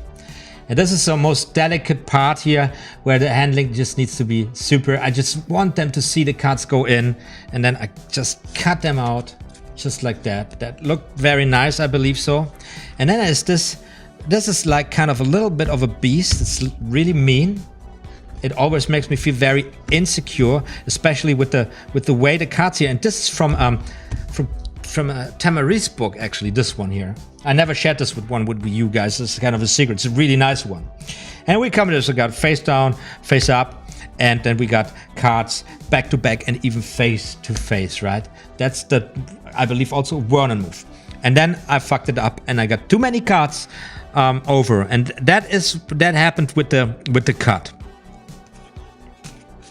Right, and you see something. This is a routine where there are too many crazy things in one. It's once again one of those things where I challenge myself, and where I do. Why would you do an up to ladder? Why would you do why would you do so many false cuts? Why would you do the cuts with the cards in the positions they are? This is crazy. The chances of messing it up are way too high. It is just a challenge I set myself. This would not be anything I would ever advise anybody to put as a standard routine in their repertoire. Just way too risky. Why would you do this to yourself? Except for your handling is so super cool. So once again, I know I lost it already.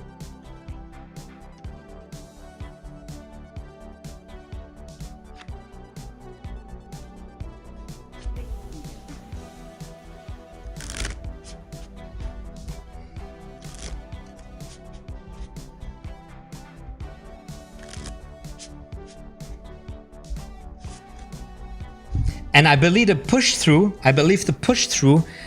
Erdnase left out, if I'm not mistaken. And I believe in Vernon's Revelations, you can find this one. But then it was again, we found it in ExPERT CArD technique, right? Just like up the ladder, that's also ExPERT at CArD technique. And then this one here, I love this very much. I forgot which card was it. I lost it probably anyway. And of course, when I do this, I want to say that because of the nature that I cut the cards now, some of them face up, some of them face down. When I cut the cards, naturally, face up cards start flashing. That is my idea. That's my little take on this move here. No, where who did it? 1, 2, 3. No, this one here. Daryl, right? Daryl would as a convincer for the cards all being mixed, and then we come and we show that there is even cards face to face and back to back, right? Nice, a table spready. It's in the center, table spready, right there. One card. Yes, it was the red card, was it? Wonderful, wonderful. I will give this a little, for the performance, I will give this a little different touch. For everybody sticking with me here, I'm going to make a little bit of a comedic theme out of it. Just as you know, we talked about it. It's one thing to perform a difficult sleight and make it a gambling routine, but I always, there is this humoristic, clownesque, chaotic, weird element in the character, in my character. So I want to work with it more, because I believe from I know from experience that a difficult full-blown false cutting and shuffling routine like this cannot be appreciated by laymen, really, because they just have no concept of it, and how the difficult. You might say like always difficult what you did there. So, yeah, and I can say to some magicians where it's very difficult, and this technique maybe, and then how did you do that? I don't even know, But for laymen, it's just there. All the cards, the simplest method from the simple this one here, this one when you go like this and like this and like this, that's the job for laymen as well, right? That's completely the job. So once again, and it's just Erdnase. It's just what I'm saying here. Make the difference. Understand the difference. It's what Erdnase says. Okay, those things are very difficult, and you don't need it as a magician necessarily, but you 100% need it as a gambler, right? Just know.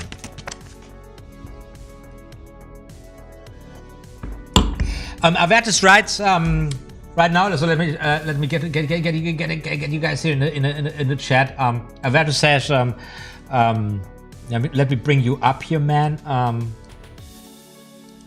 There. I need to work on my performance character. Ortiz has some good material on that in Strong Magic. Absolutely, yes. Did you? Yes, Strong Magic. Yes, absolutely true. And you know, it's a lot of fun. It is really a lot of fun.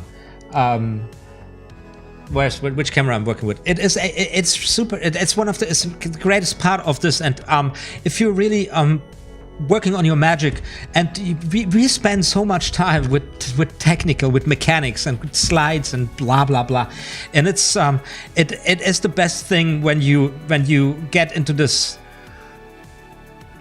When you start thinking about yourself as a magician, how do you want to perform? What is this? And then to start working this, you know, maybe pick a costume or a funny hat or whatever, you know, and going into there. It's just amazing. And you're a little bit like an actor, and you're working a little bit with this acting methods. Maybe if you don't know it, it's really good. And the tip that I'm always giving is work with puppets. If you want to know more about yourself, I mean, just lock yourself in, make sure nobody's coming in there, so that you feel comfy, and then you just take a puppet, whatever. I got my where's Mr. Fluffy Puffy. And you know, I've got this little rat, Mr. Fluffy Puffy, and I put him on my hand. I start talking with Mr. Fluffy Puffy, right? And there's this character, and then this is a part of me, and you just basically can, at a certain point, if you really let go, this thing, you start to speak through the puppet to yourself. It's crazy. It's absolutely bananas, and you realize things about yourself. Really helpful to build a character, like who you really are, right? It's kind of it's very playful. It's really, really wonderful. It's one of the best parts, one of the most underestimated parts in the art form, because we all look so much to on the secret and on the techniques and on and whatever. But that is really beautiful. I've seen when was that? There is this, just to make this real here on YouTube, there is this YouTuber who has been relatively famous now. He's called Davey504 or something. He's a bass player, and his channel just went through the roofs. And he just made he always had this milestone special videos, and he did a personality reveal, kind of where he where you would take elements out of the way he would cut this video, which I thought was such a interesting choice, and the video became just more personal. And he would and he had some running gags in his show, like something with water or something, and he would debunk those running gags as, of course, they are only gags. Of course, in real life, I have water or whatever the gags are. So this would really gain trust, and also now this guy is really coming out. And then he would share this, that he's playing a character, and that he really enjoys this character because it enables him to be a part of himself that he cannot be usually, because he's a really shy person. And I thought this was so relatable to every artist, every performance artist, and especially magicians. That should resonate. It completely resonated. I thought it was so cool to have the guy say this very simple things. It's not a big deal or something, but just true. Just learn from these little things that make the difference, you know.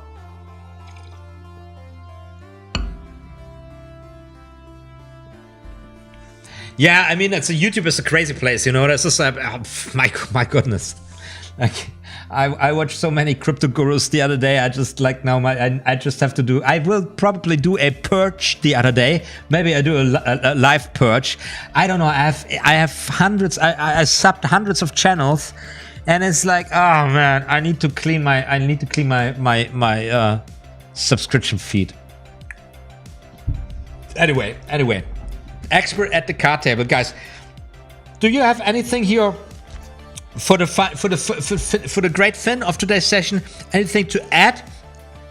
Anything you maybe want to point your finger to at the moment?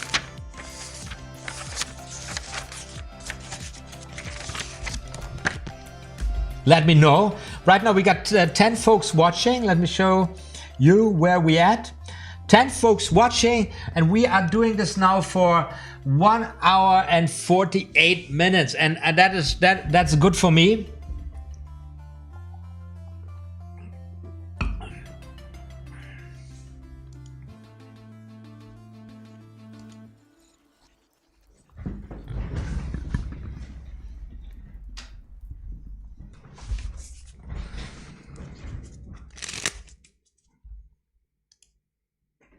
Oh no, yeah, okay, the camera just went, what the hell? Okay, I'm calling it a night. Ladies and gentlemen, I had a blast of a time. I hope you enjoyed your time too. Today, we got an introduction of expert at the card table. Nice session. I'm super excited about working a little bit with the book, and yeah, I'm trying to bring as much, throwing as much material at you guys as possible.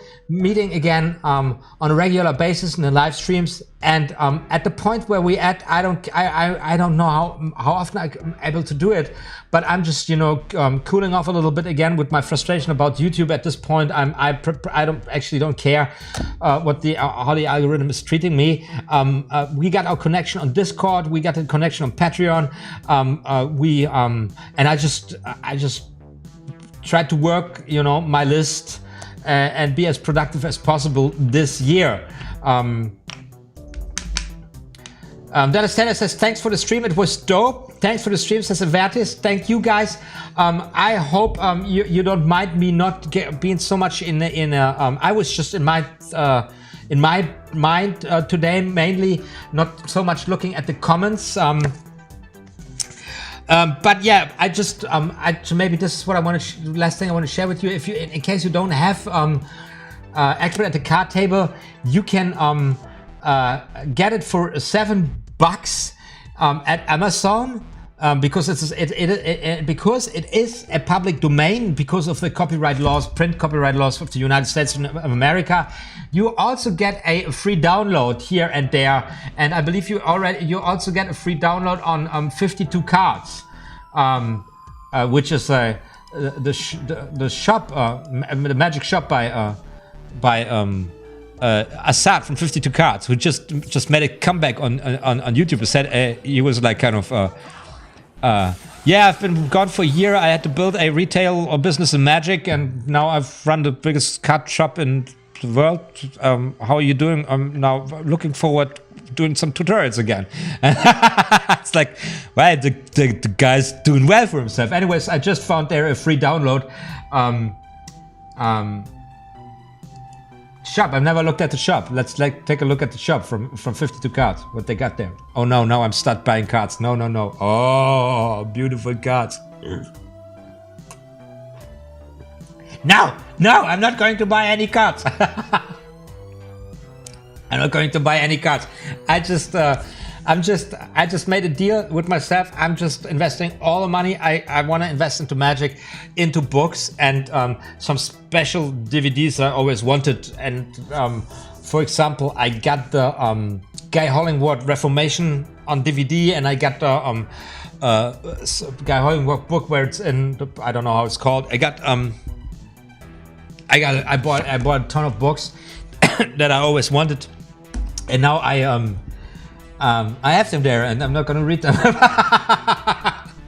No, I'm gonna read them, of course, as we're working the material here. So, is there anything you want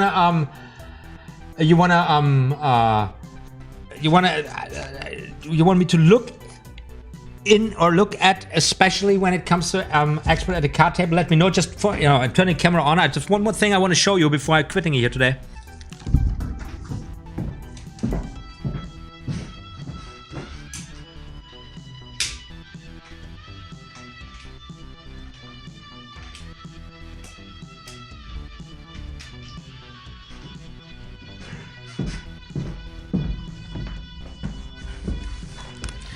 So when it comes to the evolution of things, right? For example, when we got the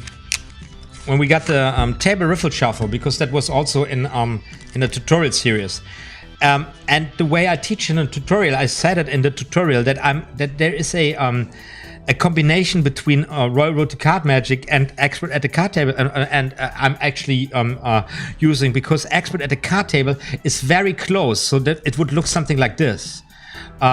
With the fingers even out, which I can't do. I conditioned myself to do this with the finger buckled in. And Royal Road to Card Magic is something more open, as if I remember it correctly. And for me, the keynote, for example, just that you realize why I'm doing it the way I'm doing it, is that the evolution of the slides in your own hands and the evolution in time, the way they are remembered, they recorded. Take it. This is an essential part to reflect on as well. So when it comes to the table riffle shuffle, right? There is this bending of the cards, which enables you to, have them just jump from your fingertips one by one, right? However, a very closed version, in my opinion, looks too stressed out compared to an open one like this, where you really see the cards fall, like the pages of a book. However, if you go really down, you will find that the further you go out, the harder it becomes to actually shuffle the cards, and they also start to fall in any directions. And at a certain point, I realized it has to do with the balance between them lifting them cards up and then bending them cards. So if you find the right balance between bending them and lifting them up, you will get into this position where you can just have a beautiful display of the cards falling, because that's what you want your audience to see, and a very open way, but still you're being very in control of the whole thing. I'm very keen in my tutorial also of having the fingers in the right position. So basically, I'm always keeping my pinkies at the outer corners, and the other fingers here at the outer corners supporting the whole thing. Except when I come over, I use my third fingers to use them here as a balance point and snap it all in. And we talked about it when we talked about the push through, yeah, how important the fingers are to get them into the right position and to keep them there from the very beginning. And the whole tutorial series, which starts by just squaring up the cards and then cutting the cards, it's all built in a manner so that you guys from the very first day are handling the cards with the proper grip. Because when you go to a up the ladder, this proper grip becomes essential so that you can execute this very difficult sequence securely, but at the same time with a very loose handling. And the same is true for the shuffling, right? And I believe I'm with this approach, I'm here on the page with pretty much every master of the art.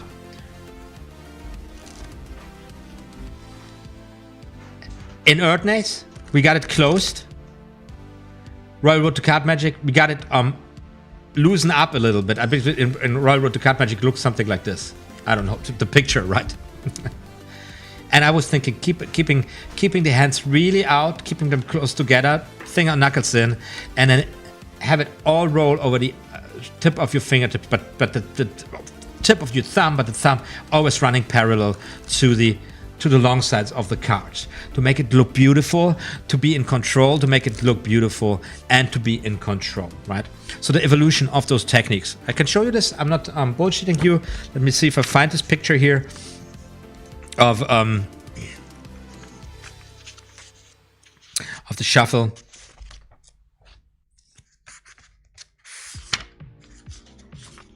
Where is it? Oh, it's pretty much at the beginning, isn't it? There you go.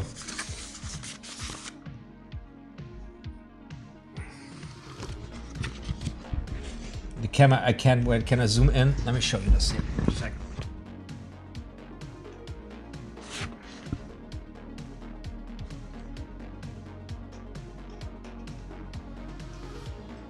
See that?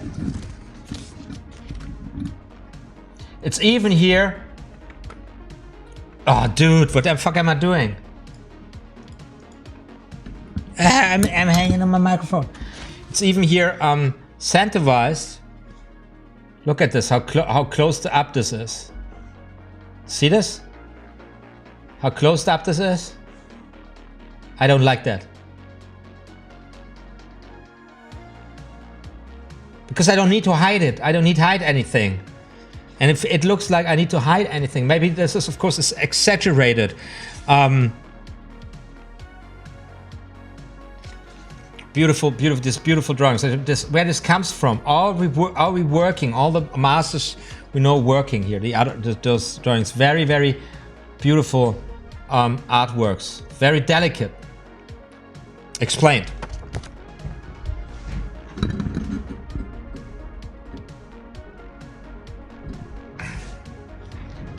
So very close. So that very close. Almost so that you don't, that you can't. Oh man, I can't do this in like this branding process, so that you can't see this. I don't like it. I never liked it, but I just always felt and it's my preference, you know. When I saw, I believe Ricky J shuffles pretty much like that. I mean, much better, much safer. But I mean the falling of the positions of the thumb and the falling of the lifting of the packages and the falling of the cards, right? And we're going to talk about this later. Then, of course, this is a Dai Vernon here, where you see the cards being pushed in, and I like doing it like this. And from here, I translate like this.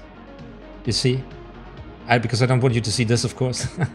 And I don't want you to see this, looks nasty, and then I cut off. And this is then, when you come to some delicate card work like this, and we're going to talk a lot about something like this, when you make something, create an illusion like this motion, right, that needs to be absolutely flawless and absolutely casual, right? And usually when you work for people, because this is here a camera now, when you work for people, you look like I'm pushing the cards all in. Now this is where people are satisfied. Now when I come to regrip, you see this where I'm flashing? So I gotta come like this. I'm going like this. I'm going like this. But usually in this moment, I'm looking up. Where's my beautiful face? So I'm down, and in this moment, so I'm. Just that you see how delicate this stuff then gets. And these are these tiny little details, or also Erdnase is talking about. When you get them right, when you look at them, and when you incorporate them into your practice. So I'm shuffling. You see. Usually you have, I don't know. You keep the card on top. Very simple top control. Now I don't know why I'm going into material here, but maybe I put some. We talk a little bit about the shuffling advice from Erdnase, and now I want to do this this nasty one for whatever reason. And even with the slip cut, I would look up to the people and talk with them. And I look down, and now I just shuffle the cards in, and I go in. I'm staying here, and I say to people, "Look, I want you to see that the cards really interlace, right?" And the people are looking, they're seeing this, and then I come up as a regrip. So in the moment when I come up, their attention goes up, and all I do is a regrip. And when I could look back, then again, I just cut them cards out. So so I use basically misdirection to hide a moment where I could flash something what in the flow of motions. Anyway, layman would never see it. It's just this high profile thing. And I talked about a similar thing about the a tutorial on a reverse and the Royal Road to Card Magic, where you would, I believe, you would show the deck like this, and then you would reverse the card at the bottom, right? Where at the same where you use this, it's the same technique. You turn it around for the first time. You look down and you make sure that the people see it when they turn around. And when you turn it around a second time, right? And now I'm exposing it so that you see what's happening. I look up and then I turn around. In case to have the extra cover in case I flash, right? Because in the plot or in the situation, nobody needs to see that, needs to look at the cards when they're being turned around. It is, look, I got a deck of cards here. This is how you do this reverse, and it's not about the reverse right now. It's about those tiny nuances, right? All blue cards, and you turn it around, and you keep your attention there, and you say, like, of course, they are also all different cards, right? All different cards, looking down, which is kind of important, and then you come up and turn around, right? And you get yourself some extra cover. That is what in a gambling situation probably is a little bit different. Because there's money on the table, right? And this German guy seems to be funny. Take a look at what he's doing. Mikey, just keep watching his hands, okay? Mikey. I'm practicing character. You know, Mikey's in the bar, and the guy I'm playing with right now, it's got this sign and makes like this to Mikey, and that says to Mikey, I want you to look at the hands of the funny German guy all the time. Don't look. And if you see anything funny, you tell me, Mikey. Okay, I've been doing this too long today. We gotta quit it here. We gotta quit it. Oh wait, Avertisred, check out figure 23 in Royal Road. It's amazing. I'm gonna do this right now and to close it up. Where's my Royal Road to Card Magic?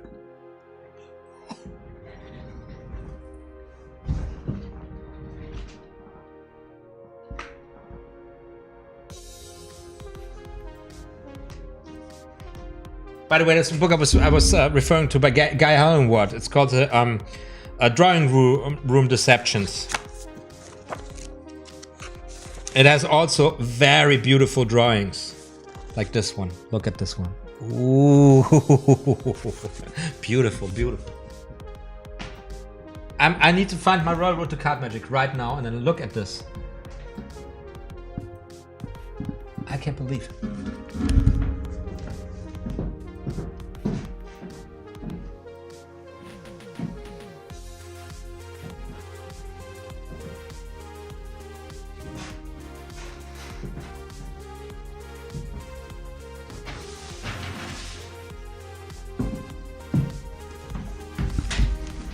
Can you tell me which page it is?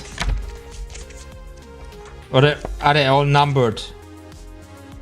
Oh, I never realized that they are throughout the whole book. There are I never realized this. This is crazy, but it makes perfectly sense, you know. 23. Ah, yeah. That's where you got it from. I saw it.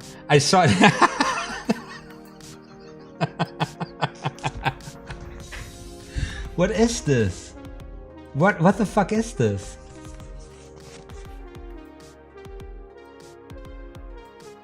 That's super. Look at this.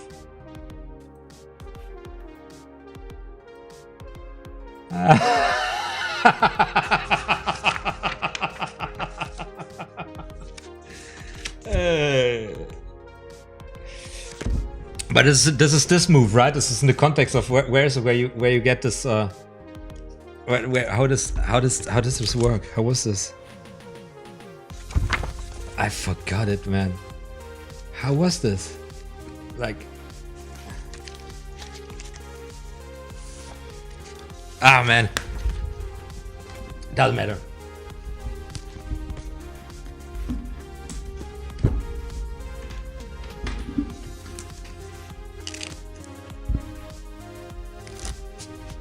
Okay, guys. Thank you so much for being with me today. Did you practice your cards? Did you have a great time? I hope so. I think it's a pinky break at the top right corner of a small packet. That's better than a thumb break. 22 CArD is a solid site, good instruction, second to Professor, of course. Erdnase Pinky Break would be nice to have a brief look at. Ah, okay, that's Albert is, okay. Is it in there? Where is it? Tell me about it.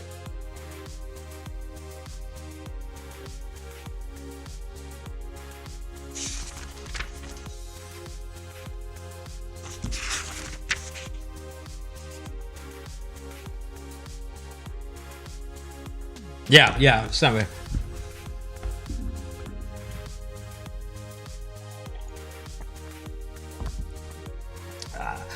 Avedis writes, honestly, I'm not even sure.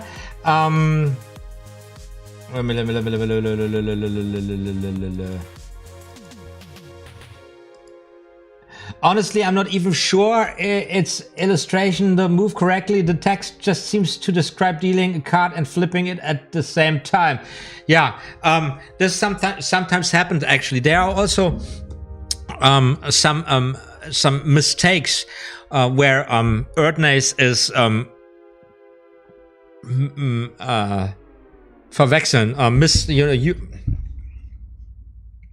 verwechseln. Confusing, man. It's getting late, man. I'm lacking basic vocabulary here. Where is confusing third and second finger or something. And also there's some people guessing that Erdnase is holding some information back that he knew much more than he was sharing in this book, which is absolutely reasonable to argue. And also that he is, and at some points, I don't know where actually that is, he's not explaining as good as he could, or even wrongly how it's done, because he didn't want it to be out. Because don't forget, this is not to make, this is not the intention of the book is not to make anyone a better CArD magician or magician. This book is written just to make a good buck, and right. So yeah.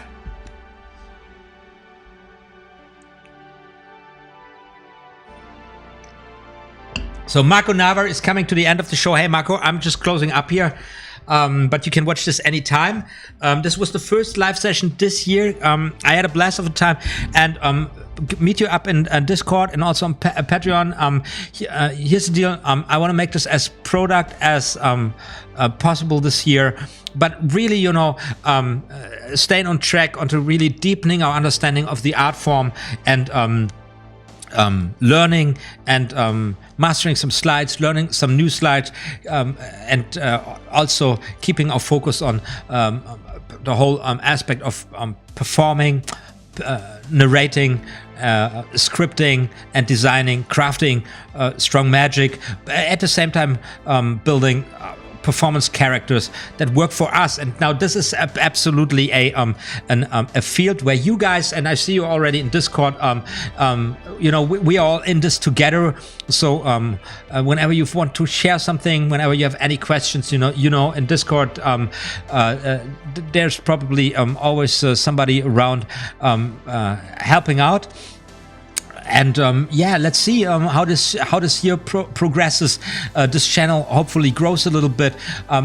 Some more awesome people tuning in, joining the party, and studying the art form.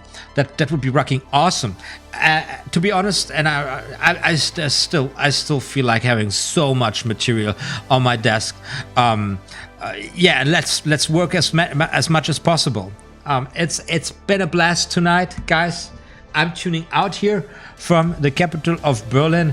We got 10 p.m. Berlin time. That is GMT +1. I hope you had a great time. I certainly did.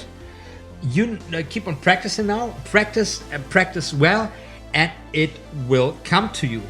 And in the meantime, you rest assured, more magical stuff is going to be uploaded very soon, and I'll let you know about what's coming up next, of course, on Discord and on Patreon first. And until then, I would say thank you so much. You are legends. You are rocking awesome. Take care now. OTHMARiUS Magic. Like and subscribe.